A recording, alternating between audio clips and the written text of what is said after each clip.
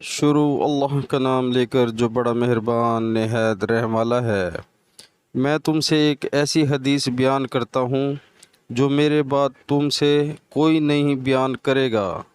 मैंने रसूलुल्लाह सल्लल्लाहु अलैहि वसल्लम को ये फरमाते हुए सुना कि अलामात क़यामत में से ये है कि इल्म दीन कम हो जाएगा, जहल ज़ाहिर हो जाएगा, ज़िना बाकसरत होगा, औरतें बढ़ जाएंगी और मर्द कम हो जाएंगे, हत्ता कि 50 औरतों का निगरान सिर्फ़ एक मर्द रह जाएगा। सुबहान अल्लाह। तो प्यारे मुसलमानों, अल्लाह ताला हमें हदीस पाक सुनकर उस पर अमल करने की तौफीक अता फ़रमाए। और जो हजूर पाक ने निशानियाँ बताई हैं तो वो कुछ ना कुछ ज़ाहिर हो चुकी हैं, बल्कि काफ़ी ज़्यादा। तो हमें गौर करना चाहिए, इन सब चीज़ों से बचना चाहिए। अस्सलामु अलैकुम।